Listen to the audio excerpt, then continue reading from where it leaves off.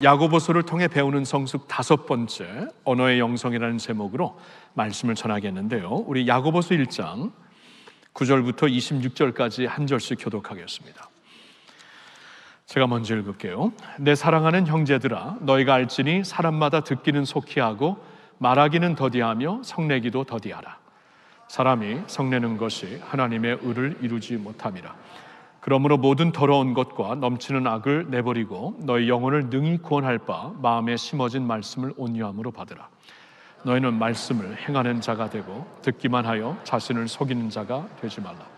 누구든지 말씀을 듣고 행하지 아니하면 그는 거울로 자기의 생긴 얼굴을 보는 사람과 같아서 제 자신을 보고 가서 그 모습이 어떠했는지를 곧 잊어버리거니와 자유롭게 하는 온전한 율법을 들여다보고 있는 자는 듣고 잊어버리는 자가 아니요 실천하는 자니 이 사람은 그 행하는 일에 복을 받으리라. 누구든지 스스로 경건하다 생각하며 자기 혀를 제갈 물리지 아니하고 자기 마음을 속이면 이 사람의 경건은 엇것이라. 아멘. 여러분, 우리가 그 변화와 성숙을 간절히 사모하며 추구하는 이때에 우리의 언어에 대해서 한번 심각하게 생각해 봐야 되는 중요성이 있습니다. 왜냐하면 언어는 우리의 인격이고 언어는 우리의 영성이기 때문입니다. 여러분, 복음서를 보면 누가복음 6장 45절에 예수님 이런 말씀을 하셨어요. 너희는 마음에 가득한 것을 입으로 말합니다. 마음에 가득한 것을 입으로 말하는 것이다.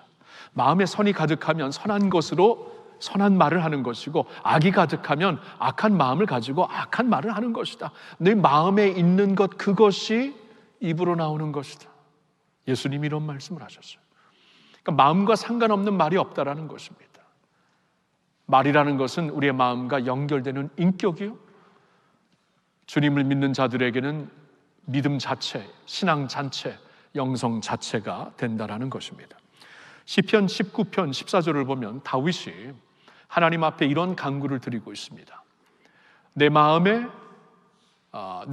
모든 묵상과 내 입의 그 모든 열매가, 입술의 모든 열매가 주께 연락되기를 원합니다. 내 입의 말과 마음의 묵상이 주께 연락되기를 원합니다. 여러분, 연락이라는 말이 좀 옛날 말인데요, 주님께 기쁨이 되기를 원합니다, 그 말이에요. 지금 이 기도를 다윗이 어떤 컨텍스트에서 하고 있냐면은, 하나님께서 세상을 창조하신 하나님이 말씀까지 주셨거든요.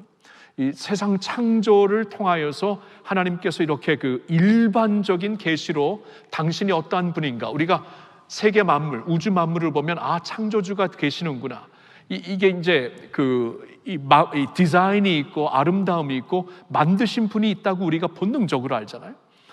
이 만물을 통하여서 하나님께서 일반적으로 자신을 계시하셨고, 더 나아가 말씀을 통해 자신을 우리에게 구체적으로 계시해 주셨는데, 그러면 그렇게 계시된 하나님 앞에서 내가 어떻게 살아야 되는가? 내 입의 모든 말과 마음의 묵상이 주님께 기쁨이 되기를 원합니다. 마음과 입을 같이 말하고 있어요.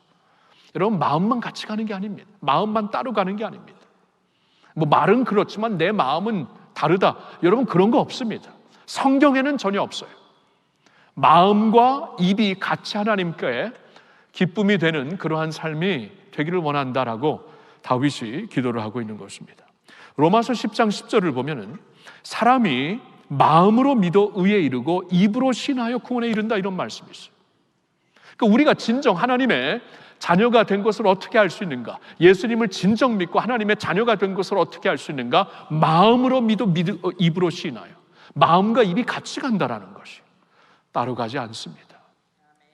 같이 가는 것입니다. 그런 면에서 언어의 영성이라는 것은 너무나 중요한 것이죠. 오늘 말씀을 다시 한번 보겠는데요, 야고보 사도는 초대교회 지도자였습니다. 예수님의 아우였기 때문에 초대교회가 시작하면 이분이 전체, 오늘날로 말하면 이 교계의 총회장, 전체 교계의 교계장이라고 말할 수 있겠는데, 그런 분이었어요. 그렇죠? 예수님의 아우였기 때문에. 그런데 지금 그 야고보 사도가 보았을 때 지금 성도들이 믿는 것과 행동이 따라가는 것을 보면서 너무나 안타까워서 야고보서를 쓰며 이 변화와 성숙이 반드시 있어야 된다 하면서 주시는 말씀이 여기 있거든요. 근데 오늘 특별히 읽은 말씀에서는 우리 언어에 대해서 말씀을 해주시고 있습니다. 말에 대해서. 19절이 어떻게 시작이 됩니까? 내 사랑하는 형제들아, 너희가 알지니 사람마다 듣기는 속히하고 말하기는 더디하며 성내기도 더디하라. 듣기는 제대로 하고 빨리 하고 속히하고 말하기는 좀 더디하고 그냥 내키는 대로 말하면 안 된다. 많이 듣고 얘기하는 사람들이 되어라. 그리고 더욱이 성내는 사람이 되지 말아라. 성내면서 말하는 것 하나님의 의를 절대로 이루지 못한다 하면서 19절 20절에 말씀을 해주시고 있습니다. 그러면서 21절에 이번에 제가 이제 말씀을 좀 준비하면서 참 좀 새롭게 그리고 강하게 와닿더라고요. 21절에 뭐라고 하시냐면 그러므로 모든 더러운 것과 넘치는 악을 내버리고 너희 영혼을 능히 구원할 바 마음에 심어진 말씀을 온유함으로 받아라. 보세요. 그러므로 이렇게 지금 말로 실수하고 말로 죄짓고 스피치가 부덕하고 덕스럽지 않고 사람들을 죽이고 사람들을 막 분열시키게 만드는 말로 죄짓는 그 모든 것, 그리고 우리의 분노, 성질을 우리가 절제하지 못해서 성질을 내면서 막 말로 하여 사람들을 아프게 하고 심령들을 아프게 하는 그러한 모습을 가리켜 모든 더러운 것과 넘치는 악이라고 얘기를 하십니다. 여러분, 이게 어떻게 들리세요? 저는 굉장히 새롭게 들리대요. 그동안 이제 말씀을 쭉 보면서 야고보서도 그렇고 특별히 이제 구약의 잠언서를 보면은 스피치에 대한 말씀을 많이 주십니다. 너희는 말을 통해서 이러한 덕스러운 사람들이 되어라. 하나님의 영광을 나타내라 하면서 스피치, 우리 혀에 대한 말씀을 많이 주시고 있는데 이 혀가 절제되지 않고 말로 죄짓고 있는 우리의 모습, 이 스피치가, 우리의 언어가 전혀 하나님의 영광을 드러내지 못하는 그 모습을 모든 더러운 것과 넘치는 악이라고 말씀을 하세요. 와, 이렇게 모르겠어요. 성경을, 이 야고보서를 처음 읽는 건 아닌데 이번에 이게 좀 굉장히 하나님이 강하게 주시는 말씀이 되더라고요. 1장뿐만이 아닙니다. 3장을 보면은 3장 8절을 보니까 혀는 능히 길들일 사람이 없나니 쉬지 아니하는 악이요 죽이는 독이 가득한 것이라. 쉬지 아니하는 악이요 죽이는 독이 가득한 것이라. 이렇게까지 말씀을 하시는 게 이번에 굉장히 강하게 새롭게 다가왔습니다. 여러분, 예수님이 산상수훈에서 이런 말씀을 하십니다. 마태복음 5장 22절에 나는 너에게 이르노니 형제에게 노하는 자마다 심판을 받게 되고 형제를 대하여 나가라 하고 욕하는 자는 공회에 잡혀가게 되고 미련한 놈이라 하는 자는 지옥불에 들어가게 되리라. 주님은 말에 심판이 많다. 말을 가지고 사람들을 충분히 죽일 수 있다. 인격을 죽이는 것이다. 지금 살인이라는 이 6계명에 대한 컨텍스트에서 그 말씀을 주시는데 우리가 이렇게 직접 칼로 죽인다고 창으로 죽인다고 그것만이 살인이 아니라 말로도 할 수 있는 것이다. 말로 우리가 저주할 때 그 인격을 죽이는 것이다. 영혼을 죽이는 것이다. 하나님의 심판이 있을 것이다 라고 예수님께서 말에 대한 말로 이렇게 죄를 짓는 것을 매우 심각하게 다루고 계십니다. 몇 년 전에 미국 플로리다 주립대학과 일리노이 주립대학에서 공동으로 리서치해서 연구조사해서 페이퍼를 작성했는데 어린 아이들이 언어의 폭력을 이렇게 가정에서나 어떠한 단체에서 언어 폭력, 폭언을 듣고 자란 아이들을 이렇게 쭉 자라나는 모습을 통해서 그들을 연구 대상자로 조사한 리포트였습니다. 그 결과에 그 리포트를 보니까 폭언 속에서 자란 아이들은 나중에 어른이 되어서 다르게 자란 자들보다 우울증에 걸릴 확률이 1.6배가 더 높다고 합니다. 또한 그러한 환경에서 자란 아이들의 경우 나중에 자라서 성인이 되면은 안 그런 자들과 비교해 볼 때 이 무드 스윙이 아주 심각한 조울증과 같은 이러한 그 질환이 2배 더 높게 그들에게 보인다고 합니다. 그리고 저를 진짜 놀랍게 한 것은 이것이었어요. 언어의 폭력 가운데서 장기간 지난 아이들은 나중에 육체적인 폭력이나 심지어는 성적인 폭력을 경험한 아이들보다 더 낮은 자아상을 갖고 살게 된다고 합니다. 여러분 그렇게 생각한 적이 있어요? 그 물리적인 폭력을 받고 심지어 성적인 폭력을 받은 게 훨씬 더 큰 트라우마로 올 것 같은데, 물론 이제 언어의 폭력은 좀 이렇게 장기간 동안 계속되는 거겠죠. 물리적인 폭력보다도. 근데 이렇게 그 언어의 폭력을 이렇게 계속 꾸준하게 받는 자들은 나중에 더 큰 영향을 받고 자아상이 낮아지고 관계에 문제가 있다고 그 리포트가 보도를 하더라고요. 그러니까 심령 깊은 곳을 데미지 시키는 겁니다. 말 정도인데 여러분 아닙니다. 그 말이 심령 깊은 곳을 데미지 시키는 거예요. 우리 영혼 깊은 곳을 그냥 큰 상처를 주는 것입니다. 여러분 그렇지 않습니까? 인생을 돌아볼 때 내가 그때 그 말을 왜 했는가? 내가 그때 참지 못하고 그 말을 왜 해가지고 이렇게 우리의 관계가 힘들어지고 가정이 파탄되고, 할 수만 있으면 그때로 되돌아가서 그 말을 다시 거둬들였으면 좋겠다. 그러한 후회 없는 자가 누가 있겠습니까? 그런데 말이라는 것은 한 번 내뱉으면 다시 지울 수가 없어요. 한 번 내뱉으면 그것은 칼이 되고 총알이 되고 영혼을 죽이는 요소가 된다는 것입니다. 말 때문에 가정이 파탄되고 교회가 분열되고 심지어는 나라가 전쟁을 일으키기도 합니다. 말 때문에. 요사이 9시 뉴스를 보니까 이 콜센터에서 일하는 직원들의 그 고충을 다루는 그러한 그 뉴스가 있더라고요. 인터뷰도 하고 그러는데 너무나 괴롭다라는 거예요. 이 고객들의 그 폭언을 들으면서 이게 서로 얼굴을 주고받고 말하는 장소가 아니고 자신이 이제 그 고객으로서 갑이라고 보는 거죠.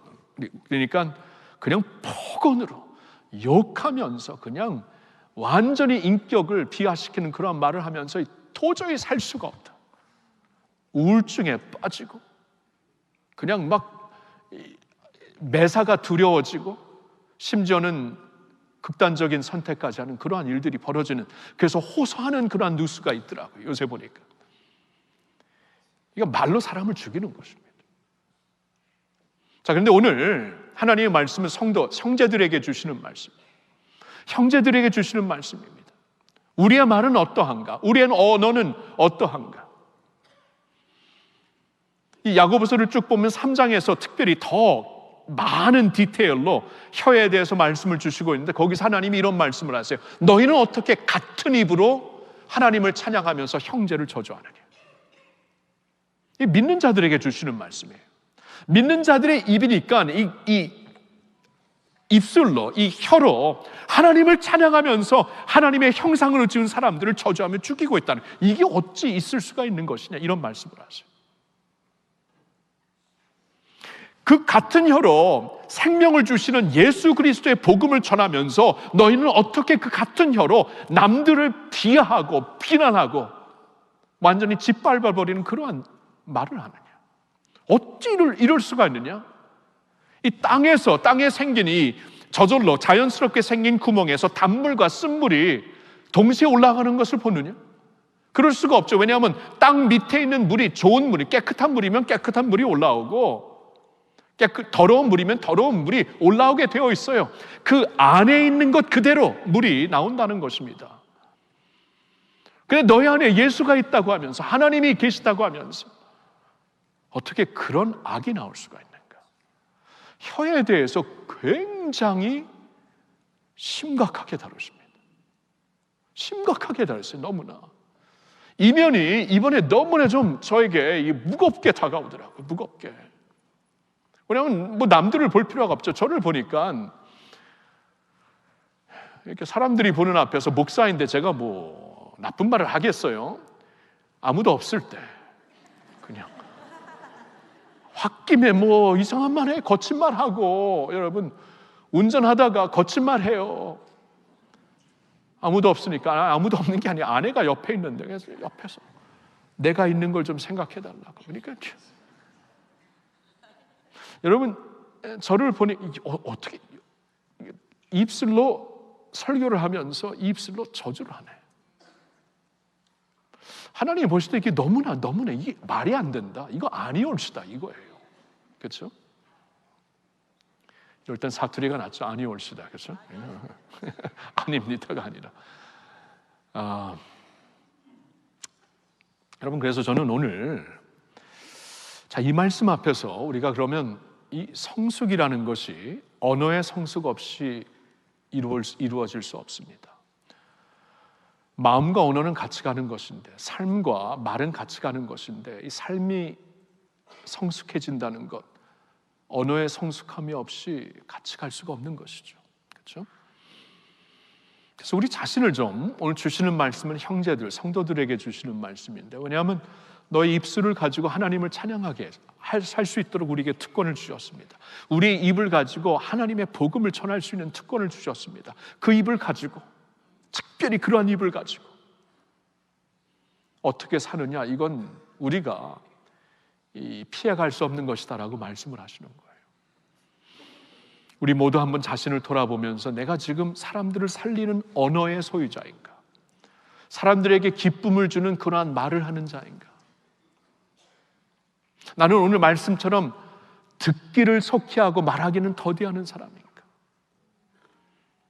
내 마음에 있는 것부터 말하려고 듣지도 않고 말해버리는, 감정이 상했으면 내 감정을 다 쏟아놓는 그러한 사람들인가? 언젠가 그 기사를 읽었는데, 내가 스스로 생각하는 것 80%만 전하라. 80%, 100% 다 전하면 반드시 덕이 안 된다. 근데 이걸 제가 어디서 들었는지 읽었는지 기억이 안 나요. 그래서 제가 원처를 찾을 수가 없는데, 근데 분명히 이렇게 믿을 수 있는 데서 들었습니다. 내가 생각하는 것, 내가 느끼는 것 100% 전하지. 뭐 티칭할 때는 다르겠죠. 가르칠 때는 다르겠지만 보통 이렇게 대화를 나눌 때 내가 하고 싶은 말 100% 하면 반드시 그건 덕이 안 된다. 상대방을 지치게 한다. 그리고 듣는 사람들을 피곤하게 한다. 내가 생각하는 거 80%만 말하다. 그게 적합하다고 얘기를 하는데, 굉장히 좀 저한테는 새롭게 들리더라고요. 속 시원하게 다 말하는 순간 주위에 있는 사람들은 다 그 시험을 받게 되는 것입니다. 그렇죠? 나의 인격도 내려가는 것이고. 그럼 어떻게 해야 되는가? 저는 오늘 두 가지, 이렇게 우리가 진정 이 언어와 함께 성숙한 하나님의 백성들이 되려면 두 가지가 반드시 있어야 된다. 특별히 21절을 주목하면서 제가 이제 여기서 이제 두 가지 좀 권면을 드리고 싶은데, 첫째로는 회개입니다. 진지한 회개. 어떻게 우리가 회개를 해야 되냐 하면, 주여 이 더러운 죄와 넘치는 악을 내버리겠습니다. 이 정도로 회개를 하셔야 돼요. 여러분 아시겠죠? 그러니까 주님, 제가 그동안 혀로 덕이 되지 못했습니다. 이제부터는 좀 조심하겠습니다. 이 정도가 아니에요. 이 정도가. 그러니까 그래서 21절의 말씀이 이번에 좀 새롭게 와닿았다는 것이에요. 지금 이 말에 대해서, 혀에 대해서 1장, 3장에서 말씀을 하시면서 이것은 모든 더러운 것과 넘치는 악이라고 말씀을 하세요. 다시 말씀드리는데 3장 8절에서는 쉬지 않은 악이요 죽이는 독이 가득한 것이라고 말씀하세요. 어느 정도인가를 우리가 깨달을 때 회개의 어떠한 그 깊이가 달라지죠. 회개의 간절함이 달라지죠. 그렇죠? 이 정도 죄라면 이 정도 회개하지만, 하나님께서 이 정도 죄다 하면 그렇게 회개를 해야죠. 그렇죠? 그렇게 말씀하시는 거예요. 모든 더러운 것과 넘치는 악이 여기 있다. 쉬지 아니하는 악이 여기 있고 죽이는 독이 가득한 것이 여기 있다. 이렇게 이 정도로 말씀하시면 우리는 그냥 일반적인 회개를 할 수 없는 것입니다. 주여 더러운 죄와 넘치는 악을 내버립니다라고 회개를 할 수 있어야죠. 그렇죠? 26절을 보니까 누구든지 스스로 경건하다 생각하며 자기 혀를 재갈 물리지 아니하고 자기 마음을 속이면 이 사람의 경건은 헛것이라. 헛것이라고 하나님 말씀하세요. 경건이 뭡니까? 하나님 앞에서 영어로 보면 godliness인데 하나님의 성품을 닮아가는 그 모습. 여러분, 우리가 있잖아요. 스스로 속으면서 살 수가 있어요. 스스로 자신을 속이면서 살 수가 있어요. 이 정도 신앙생활하고 이 정도 주를 섬기고 이 정도 오랫동안 예수를 믿고 많은 일을 했다면은 이 정도면 경건하지, godly하지. 자신도 그렇게 생각할 수 있고 주위의 사람들도 그렇게 생각할 수 있는데 문제는 하나님이 전혀 그렇게 안 보실 수가 있다라는 거예요. 언제 그렇게 안 보시는가? 만일 혀에 재갈을 물지 아니하면, 말로 계속 실수하는 사람이라면, 말로 계속 사람들을 아프게 하는 사람이라면, 말로 계속하여 남들을 실족하게 하는 사람이라면 너의 경건함 이거 헛것이다. 이건 나에게는 아무런 의미가 없다라고 말씀을 하시는 거예요. 일평생 경건하다고 스스로 알고 살았는데 하나님 앞에 가는 순간 하나님께서 너 경건하지 않았다 그러면 어떻게 하실래요? 여기 미리 말씀하시고 있습니다. 그렇죠? 누구든지 스스로 경건하다 생각하며 자기 혀를 재갈 물리지 아니하고 자기 마음을 속이면 이 사람의 경건은 헛것이다. 자, 이 정도라면은 우리의 회개는 좀 깊이가 달라야죠. 회개의 간절함은 달라야죠. 일반적인 회개가 될 수 없습니다. 그렇죠? 이 모든 넘치는 이 죄악을 하나님 내버립니다라는 그 정도의 회개가 되어야 하는 것입니다. 여러분, 다시 한번 다윗을 얘기하는데 하나님의 사람, 시편 141편 3절에 이런 말씀을 하고 있습니다. 주여, 내 입에 파수꾼을 세우시고 내 입술을 닫게 하여 주시옵소서. 내 입에 파수꾼을 세우시고 내 입술을 단속하여 주시옵소서. 붙잡아 주셔서, 묶어 주셔서, 입으로 죄짓지 말게 하소서.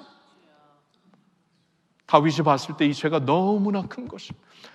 파수꾼을 하나님의 파수꾼 천군 천사죠. 하나님의 사자를 보내서도 내 입술을 막아 주시어서 입으로 죄짓지 않도록 해 주십시오. 너무나 이 죄가 흔하게 많이 보이고 있기 때문이겠죠.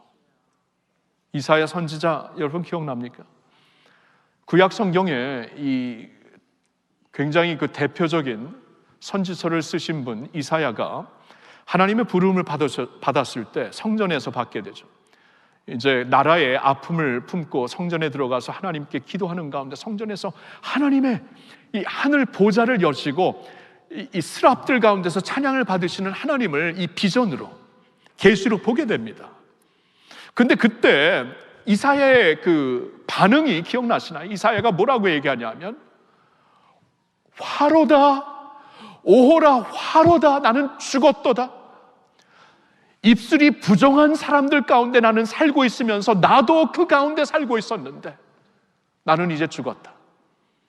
여러분, 하나님의 거룩하심, 말로 표현할 수 없는 하늘의 거룩함이 보였을 때 가장 그 반응적으로 선지자의 입술에서 이 마음에서 나왔던 고백은 내 입술이 이렇게 더러운데 자신의 입술이 보였다는 거예요.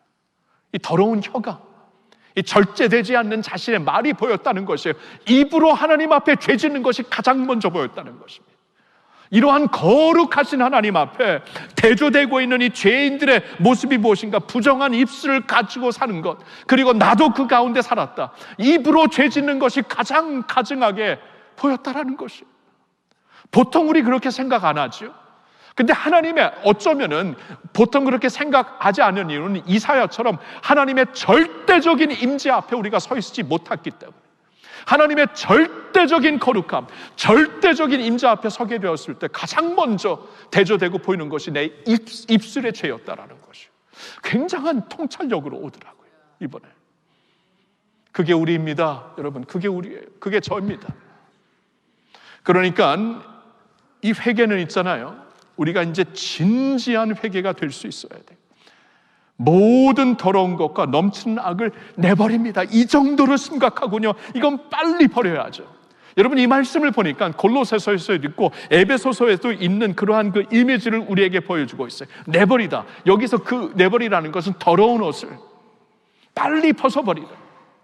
구더기가 막 묻어있고 막 이제 막 곰팡이가 나고 있고, 옛날에는 많이 빨 수가 없었잖아요. 그렇죠? 요사이처럼 무슨 세자할 수 있는 그러한 비누도 없었고 물로 이렇게 하는 정도였는데, 그러니까 옷이 더러워지면 빨리 벗어야 돼요. 이거 몸을 다 죽이는 것입니다. 더러운 옷은 보지도 않고 내버리는 것처럼 그렇게 내버려라. 이 정도로 회개하라 그 말이에요. 내 입술의 죄악을 진짜 구더기가 나고 이 곰팡이 투성인 이 겉옷처럼 내버려라. 그렇죠? 이 정도로 회개하라는 것입니다. 여러분, 오늘 하나님의 말씀 앞에서 나 자신을 돌아보며, 나의 스피치를 한번 돌아보며, 나의 말을 한번 돌아보며, 입술로 우리가 하나님을 찬양하고 있어요. 입술로 우리가 하나님의 복음을 전하고 있어요. 근데 그 입술로 다른 가증한 것도 하거든요. 내버릴 수 있기를, 그러한 회개가 있기를 예수님의 이름으로 축원합니다. 회개와 함께 두 번째로 드리고 싶은 권면은 결단입니다. 결단. 진정한 결단이 있는데 주의 말씀이 나를 지배하게 해주소서라고 결단을 하셔야 돼요. 자, 오늘 말씀 다시 한번 보겠는데 21절을 보니까, 그러므로 모든 더러운 것과 넘치는 악을 내버리고, 이렇게 말씀하셨다면, 그러면 반대로 이제는 깨끗한 것, 의로운 것으로 채우면 될 것이라고 생각할 수 있겠죠. 근데 그렇게 말씀하고 있지 않습니다. 모든 더러운 것과 넘치는 악을 내버리고 너희 영혼을 능히 구원할 바 마음에 심어진 말씀을 온유함으로 받아라. 말씀을 받아라. 말씀으로 지배받아라. 말씀이 너를 통제하게 하라. 이렇게 말하고 있습니다. 그러니까 우리가 이제 언어가 되었던 우리의 어떤 삶의 모습이 되었던, 버려야 되는 것, 이거 반드시 버려야 돼. 이 더러운 것을 빨리 버려야 돼. 보지도 말고 그냥 쓰레기통에 버려야죠. 그렇죠? 이렇게 버리는 것 자체로 끝나서는 안 됩니다. 그러면 이제 채워야 되는데, 무엇으로 채우는가? 무엇으로 채워야 내가 변하고, 내 언어가 변하고, 나의 생각이 변하고, 마음이 변하고, 나의 어떠한 성품이 변하는가? 여기 보니까 말씀이에요. 말씀. 하나님의 말씀. 그런데 하나님의 말씀을 여기 오늘 본문에서만 굉장히 독특하게 설명을 해주시고 있습니다. 자, 하나님의 말씀인데 여기 그 21절에 이러한 설명은 야고보서 1장 21절에서만 볼 수 있는데, 이렇게 말을 하고 있습니다. 그 말씀이 어떤 말씀이냐면, 너희 영혼을 능히 구원할 말씀, 첫 번째. 그리고 마음에 심어진 말씀, 두 번째. 그리고 너희가 온유함으로 받아야 되는 말씀, 세 번째. 이렇게 설명을 해줘요. 굉장히 이것도 독특합니다. 그래서 이 세 가지 면을 한번 좀 생각해 보시기를 원하는데, 가장 먼저 너의 영혼을 구원하실 수 있는, 너희 영혼을 구원하실 수 있는, 능히 구원하실 수 있는 그 말씀을 이제 마음에 받으라라고 말씀하십니다. 너희 영혼을 구원할 수 있는, 여러분 이게 무엇인가? 여기서 말씀하고 있는 구원은 sanctification, 우리의 성화를 가리킵니다. 여러분 성경을 보면은요, 우리의 구원에 대해서 두 가지를 말씀해 주고 있어요. 하나는 단번에 이루시는 구원. 그러니까 우리의 salvation, 죄에서 구원받는 구원은 단번에 이루시는 것이죠.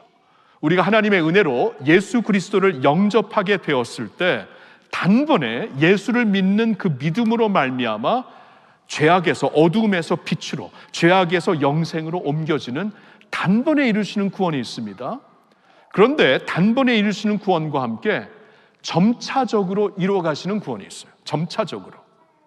죄에서 단번에 구원하시는 salvation 구원은 우리의 경우, 믿는 자들의 경우는 과거가 되겠지만, 점차적으로 이루어가시는 두 번째 변화의 구원, 성숙하게 하시는 구원, sanctification의 프로세스는 오늘도 진행형, 현재형이라는 것이에요.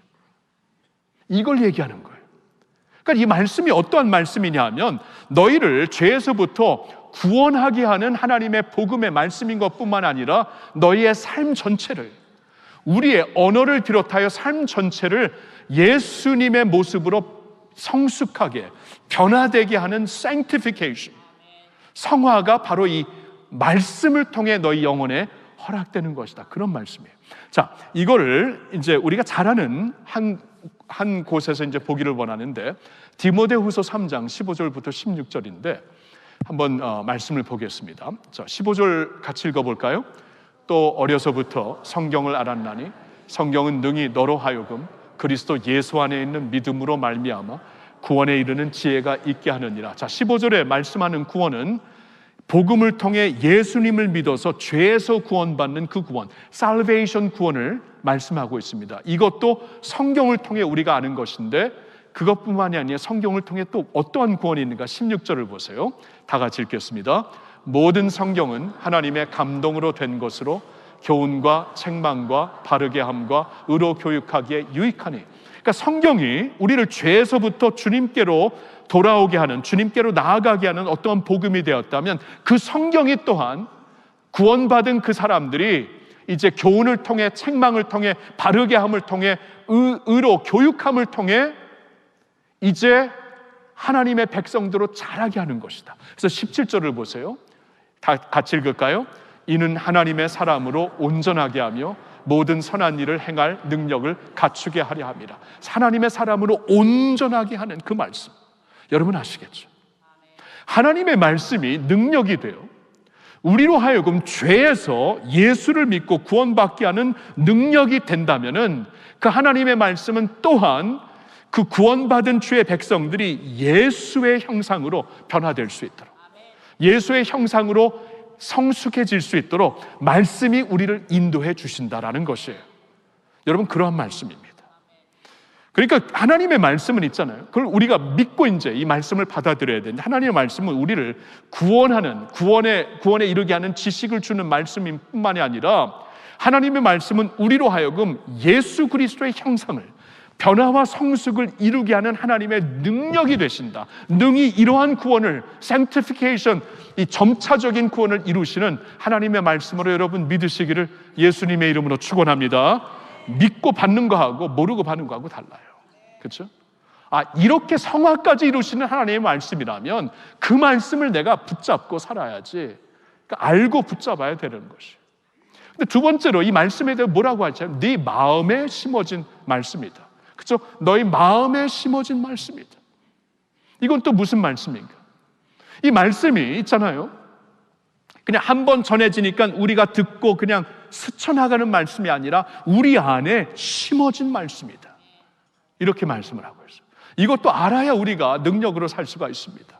베드로전서 1장 23절의 말씀 같이 읽어보겠습니다. 너희가 거듭난 것은 썩어질 씨로 된 것이 아니요 썩지 아니할 씨로 된 것이니 살아있고 항상 있는 하나님의 말씀으로 되었느니라. 보셨나요? 너희가 거듭난 것, 너희가 믿어서 구원받은 것은 전에는 썩어질 씨, 그냥 있다가 없어지는 그 씨, 그런 DNA, 그러한 죄의 DNA를 받고 세상의 DNA를 받고 살았지만, 이제는 썩지 아니하는 씨를, 우리에게 영원히 있을 씨를 하나님께서 심어주셨다. 그 씨가 무엇인가? 항상 있는, 살아있고 항상 있는 하나님의 말씀이라는 것이죠. 여러분, 예수 믿는 모든 사람들에게 하나님의 말씀이 이렇게 씨로 심어졌다. 우리의 새로운 DNA가 되었다라고 말씀하시는 거예요. 이걸 알고 하나님의 말씀을 붙잡아야 돼요. 말씀은 있잖아요. 우리가 그냥 이렇게 듣고 지나가게 하는, 듣고 한번 알았는데 잊어버렸으면 또 잊어버리고, 그게 아니라 하나님의 말씀이 능력이 되어서, 하나님의 생동력이 되어서 우리 마음에 씨로 임한다. 그렇게 말씀하고 있어요. 구약 성경에서는 예레미야 31장 33절을 보니까 이제 하나님께서 새 시대가 되면은 나의 율법을, 나의 말씀을, 나의 언약을 내 가슴에, 마음에 쓰겠다, 안에 쓰겠다. 전에는 모세를 통해 돌에 쓰여 주셨지만 하나님의 언약을 이제는 내 마음속에 쓰겠다. 마음 안에 그냥 씨로 그냥 심어주겠다. 그런 말씀이에요. 그러니까 이 말씀을 받는다는 것은 그것을 이해하고 이 말씀이 우리 안에서 씨로 자랄 수 있도록 믿음으로 받아들이라는 것이에요. 그렇죠? 그렇죠? 이 말씀을 받아라. 그렇죠? 우리의 구원을, 총체적인 구원, 우리의 sanctification, 성화까지도 비롯하여 우리의 총체적인 구원을 능히 이룰 수 있는 말씀, 그리고 우리 안에 하나님의 DNA로, 하나님의 씨앗으로 심겨진 말씀. 그래서 이 말씀을 읽자면 우리는 계속 읽고 듣고 묵상하고 말씀을 실천하고 그래야 돼요. 우리가 이 말씀이 계속 우리 안에 심어지기 때문입니다. 심어지는 것이 우리의 인격이 되고 우리의 지식이 되고 정의가 되고 우리의 이제 영성이 되는 것이에요. 말씀이. 그런 말씀으로 받아들여라. 근데 한 가지가 더 있죠. 온유한 마음으로 받아야 되는 말씀입니다. 온유한 마음으로 받아들여야 되는 말씀. 이건 또 뭡니까? 여러분, 온유한 마음이, 이 온유라는 단어가 이 프라우테스라고 나와 있고 다른 데서는 프라우스, 이 같은 어근이거든요. 이 프라우테스라는 이 단어가 그때의 이 고대 헬라에서 어떻게 사용된 단어냐 하면은 야생마가 길들여졌을 때, 야생마가 주인의 손에 길들여졌을 때 그게 온유하다 그래서 이 프라우테스를 그때 썼습니다. 그럼 굉장히 좀 이해가 되죠? 여기서 온유한 마음으로 말씀을 받아라, 이 말씀이 뭐냐 하면 이 말씀이 이제 너의 삶을 지배할 수 있도록 그 말씀 앞에 순복하며 굴복하는 자가 되어라. 그렇죠? 그런 뜻이에요. 이 말씀이 너를 지배하게 하여라, 그 말씀이에요. 너를 지배하게 하여라.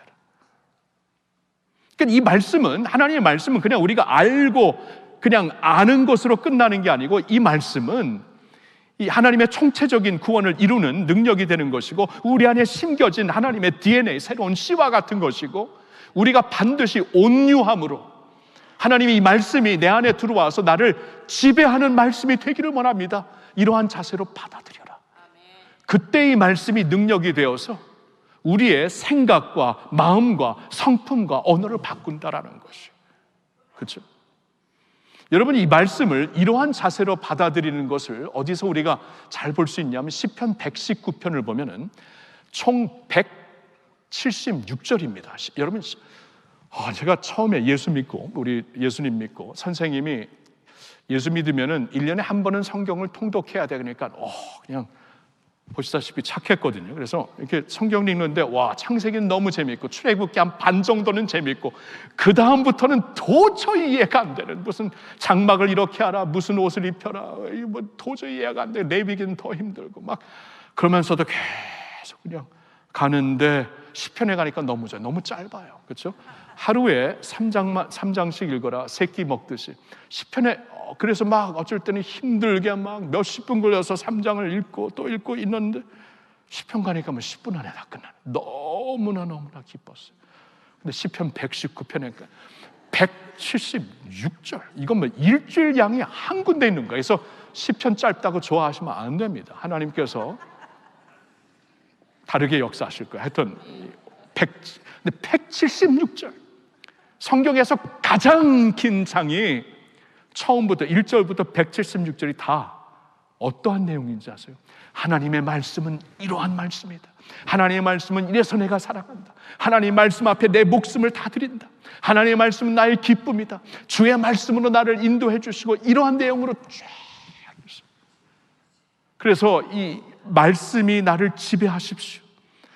온유한 마음으로 그 길들여진, 주인에게 길들여진 야생마처럼 말씀으로, 하나님의 말씀이 인격적으로 임하여서 나를 그 말씀으로 길들여지는 그러한 마음으로 말씀을 받겠습니다. 이러한 마음이 어디서 진짜 잘 표현되냐면 시편 119편이에요. 제가 몇 구절만 좀 한번 보여드릴게요. 먼저 10절을 보겠습니다. 같이 읽어볼까요? 내가 전심으로 주를 찾아싸우니 주의 계명에서 떠나지 말게 하소서. 전심으로 주를 찾는다. 이게 뭡니까? 주의 계명에서 떠나지 아니하는 것. 전심으로 온 마음을 다해 주님을 찾는 것은 다른 것이 아닙니다.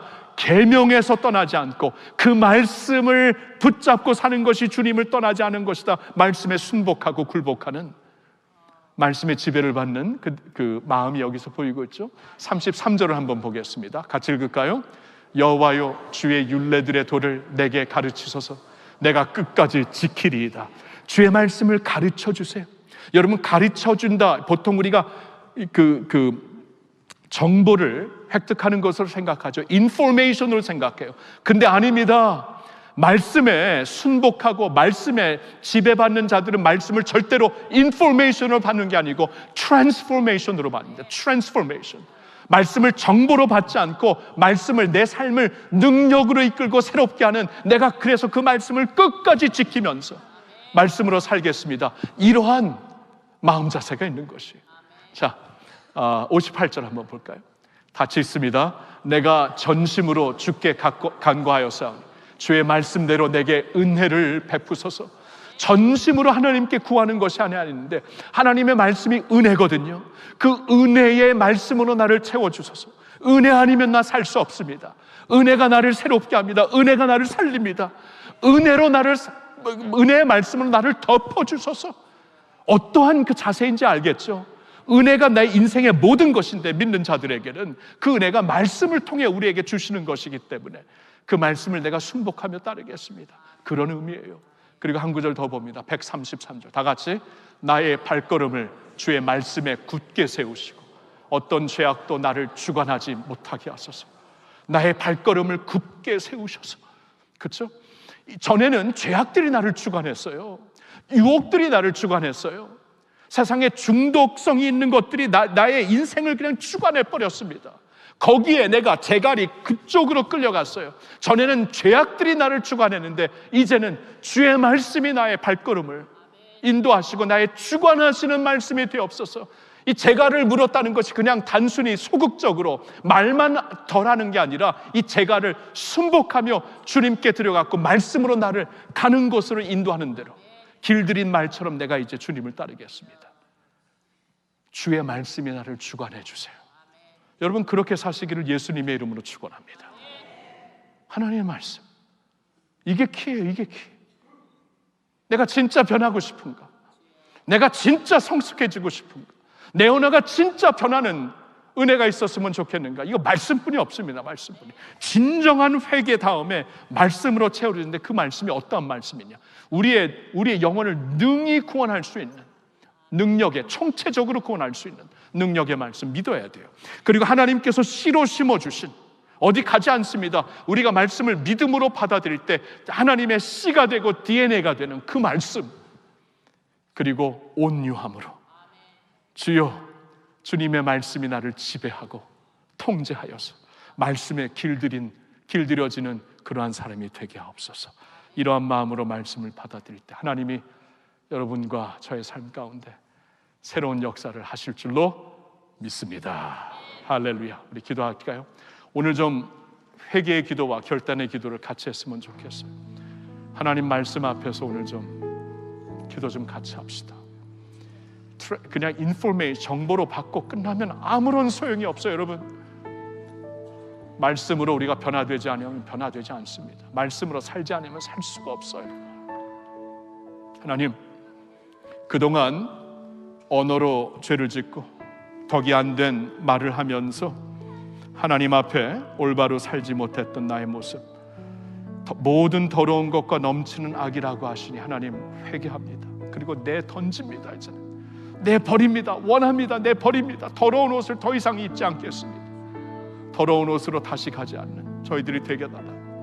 확실한 우리 회개가 있기를 바랍니다. 회개하는 시간이 되기를 바라고요. 그 후에는 결단, 하나님의 말씀뿐입니다. 그 말씀이 능력이 되고 생명이 되고 하나님의 운동력이 되어서 나의 삶을 지배하는 하나님의 말씀이 되게 하옵소서. 그 말씀을 쫓아 살겠습니다. 결단합니다. 우리 회개와 결단의 기도, 우리 주여 한번 외치고 다 같이 기도할까요? 주여.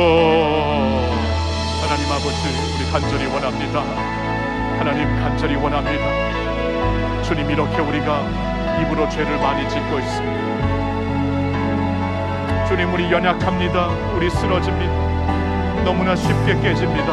하나님 아버지, 주님 용서해 주시옵소서. 나의 입술의 모든 죄악을 주님 앞에 고백하고 이것이 얼마나 하나님 앞에 가증하고 더럽고 넘치는 악인가를 깨달아서 주님 이제 내버립니다. 쓰레기통에 버립니다. 하나님, 그러한 모습을 절대로 다시 주워 닳지 않도록 인도하여 주시옵소서. 아버지, 그리고 결단합니다. 하나님의 말씀을 이제는 능력으로, 주님 인격으로, 하나님의 인격으로, 하나님의 생명력으로 받게 해주시옵소서. 말씀이 나를 지배하며 통제하는 역사가 있기를 원합니다. 주님, 자신을 낮춥니다. 주님의 말씀에 길들여진 저희들이 되게 해주십시오. 길들여진 사람들이 되어서 다시는 죄가 우리를 주관하지 않고 하나님의 말씀이 우리를 주관하는 역사가 있게 하여 주시옵소서. 아버지, 기도합니다. 새롭게 되고 성숙하게 되기를 원합니다. 주의 백성들에게 역사하여 주시옵소서. 주의소서. 살아계신 하나님 아버지, 오늘은 하나님 말씀 앞에서 우리의 입술의 죄를 깊이 생각해 봅니다. 너무나 태연하게 별 볼일은 아닌 것처럼 생각하면서 입술로 많은 죄를 범하면서도 그냥 지나쳤던 저희들입니다. 이제는 더 이상 그러지 말게 하옵소서. 오늘 말씀처럼 이것이 큰 악이다, 온갖 악이다라는 것을 깨닫고 내버릴 수 있는, 그리고 그러한 마음으로 회개할 수 있는 저희들 되게 하여 주시옵소서. 그리고 아버지, 하나님의 말씀을 능히 우리의 영혼을 총체적으로 구원하실 수 있는 그 말씀, 하나님의 씨로 심어주신 그 말씀을 우리가 온유함으로 받습니다. 그 말씀이 우리를 지배할 수 있도록, 통제할 수 있도록 우리 자신을 순복하여 드립니다. 하나님 아버지, 이렇게 말씀에 사로잡힌 자들이 되어서 세상의 유혹과 죄를 따르는 자가 아니요 말씀이 나를 지도하고 주관하는 하나님의 능력이 되어 주시옵소서. 할렐루야. 우리 주 예수님의 이름으로 감사드리며 기도하옵나이다. 아멘. 아멘.